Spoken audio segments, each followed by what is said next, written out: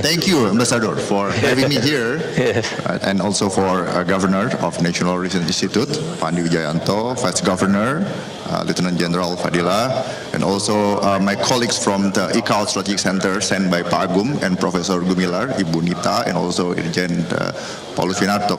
So we already have the very comprehensive coverage on the relationship between the importance of maritime domain and the national interest of Indonesia, vis-a-vis to the relationship with Indo-Pacific regions, with the AUKUS, Quad States, China, and then the dynamics in the regions. And then the governor also mentioned about the ASEAN centrality yesterday. And then now my turn is as a concluding speaker. I would like to emphasize on the importance of the human asset. Human assets as the main variable, for the maritime capability development and the success for our RE national maritime strategy toward 2045. Because I have the thesis, Ambassador, that the dynamic of the who can influence the rule-based order related to the maritime domain in the regions is influenced by how best the states can prepare their human assets in dealing with technology, in building technology, because domains is meaningless unless we can develop technology, can use that technology to make that domain become useful for our interest. Like the way we develop the cyber capability, the way we develop something in order to maximize what is provided by the sea, for example.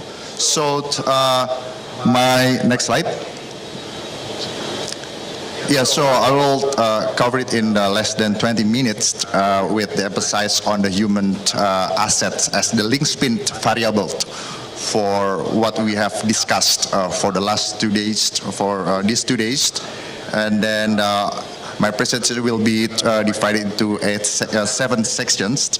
And then the first sections, next slide. I just want to focus on my thesis that we have to take the most out of globally emerging technology available. And then it will significantly determine how good we are as the nations and as the states to develop our maritime capability, and to make sure that we are on track as we envisioned our national maritime strategy toward 2045. We have to review on it. And then since Indonesia is the non-light country, so we have to be using the constructivist approach to engage the global market. So we have to have the right thinking about the emerging technology so we can take the most out of available at the global markets.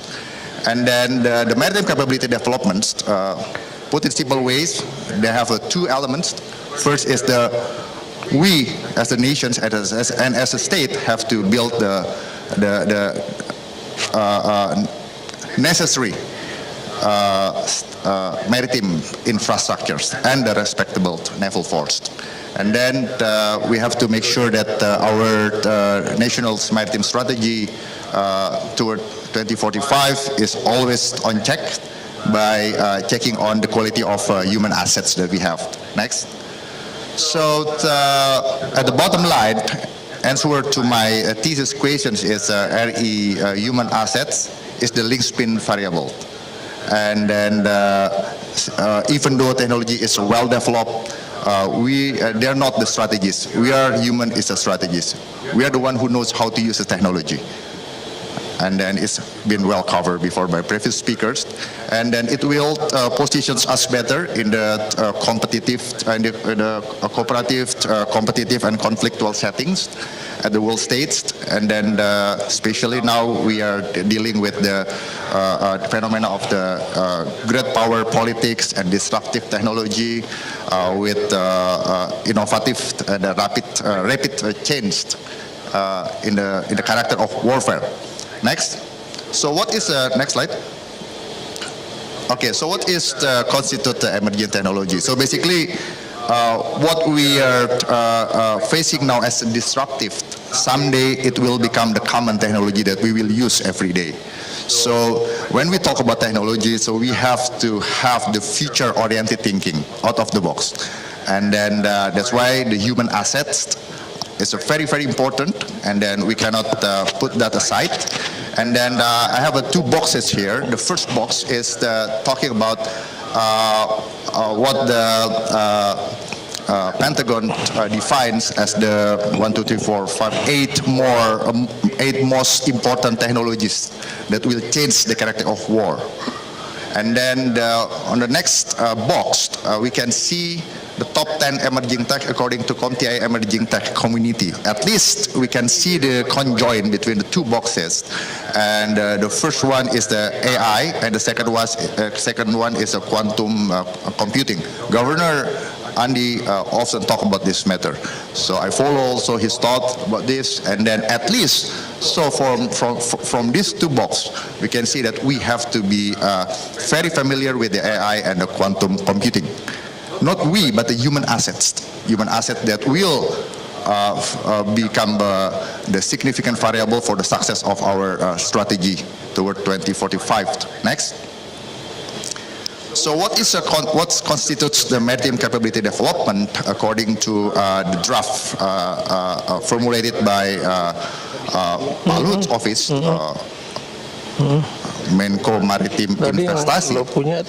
At least we have two goals: to become the strong maritime state and globally competitive maritime nations. So it's a very big job, right? So then they have targets, and then they review the targets. But the point is, I would like to emphasize here, it's not only the work of the government. It must be culturally inherent in the nations. That's why the human factor is very important, and Lemhanas plays the important roles in preparing the future leaders to be able to anticipate and lead in the innovative and then the quick adaptations to the rate of change in the character of warfare. Right. So related to and then also related to the maritime domain. That is interconnected to the land, cyber, space, and air. Right, so everything is connected. And the next slide, yes, I'm talking about the coherence of the maritime strategy toward 2045. If we see here, right, the goals are very well defined. As a state must be strong, as the nations must be culturally competitive in the global place. And then there are three aspects here: economics, politics, and culture. So I just want to emphasize one more that it has been well covered by the previous speakers, that we have to know how to think right about the emerging technology and how we combine it with the maritime domain and how we develop the technology, take the most out of available. We have to think right about that, think with the future-oriented thinking, and use that for developing our maritime domain that is interconnected with other domains. So there are four here, like the basic is regulasi, oversight, institutions, and also information systems. These four are run by the humans who understand the emerging technology. And then in the strategic dictionary, we're not living in a vacuum. We're living in the environment where, you know, other people are around. So we have to be able to outpower or outsmart our contenders, yeah, put it that way. And then if we see the strategy here, it's divided into four steps. First is strong Indonesia, advanced Indonesia, independent Indonesia, and then, wow, it's a Pusat Maritim Dunia, the center of the maritime civilization. That's such a big target. Okay, next, the key takeaways that we can study together here is first, the future strategic leadership of our maritime domain should understand the vocabulary and the concept behind the emerging and potentially disruptive technology of at least AI and then machine learning, and the impacts of the dynamics in the maritime domain. Second, The future strategic leadership of RI maritime domain should understand the current and potential future applications and capabilities, and also some of the limitations and concerns of AI and machine learning. Within the context of maritime domain and its relationship with other strategic domains, land, sea, land, air, space, and cyber domain. So, having said that, so we have to be familiar. We have to be familiar with innovative and leadership through change, where our future strategic leaders can anticipate and lead rapid adaptations and innovations during a dynamic period of what I say here, accelerations in the rate of change in warfare under the global competition, great power politics, and disruptive technology. So this is very important for us to have the right framework. And next slide. And the conclusions. So globally emerging and disruptive technology must be seen as both challenging and opportunistic phenomena to manage and exploit, right? So we should not have the preconceived mind pertaining to the globally emerging technology without first preparing our mind to embrace the phenomenon with a truly strategic mindset. Critical, thinking in time, synthesis, systemic, creative, and then also futuristic. We have to develop this culture, and then I think as you know, I'm representing here the IKAL Strategy Center, so I'd like to recommend we need to reframe our ways to educate our future strategic leaders and relative to what China, NATO, Quad States, and FPDA, the Five Eyes, and also AUKUS are doing. So I think this is the roles that Lemhanas and then IKAL Strategic Center can do together to support each other. And then as the recommendations, next slide, I have a next. The cognitive wise and also the institutional wise. The cognitive wise is we need to deepen our understandings of the implication of disruptive and future tech for adversary, contenders, and also ourselves relative to other countries. Next, we have to introduce the current evolution of AI and ML, machine learning, and its challenge, limitation, and vulnerabilities we have to acknowledge, and also global competition on quick development of AI for both economic development and military dominance. And then the third one is we have to know how to position AI, machine learning, within larger strategic landscape of securing our national interest. And then and maybe we can become one of the leader in the niche market of the certain technological, certain emerging technology, ya Pak, ya. So, and then the fourth one is we need to, in the educational setting and also in the public discourse, we need to stimulate thinking and debates about, about the potential bias and then the positive aspects, issue of AI and machine learning as a disruptive technology that later on will become the common technology we will use. And then in terms of organizational-wise, next slide, I recommend maybe we can create a joint AI center, a synergy between Lemhanas and then like a coordinating Ministry of Maritime and Investment Affairs with the MOD, with Ministry of Defense, with Cyber Agency, yeah, with the Quad Helix, with the community stakeholders, academic stakeholders, government stakeholders, and also with the business stakeholders, stakeholders, to coordinate efforts in using machine learning and other AI applications to maintain a comparative lethality and efficiency edge over other nations in terms of economic and military capabilities, right? And then the first point of it is this topic are the topics worth the attentions of future strategic leaders. We have to be serious about this. And the next one is the AI and the machine learning is an integral part of our lives already, and its ubiquity will only increase.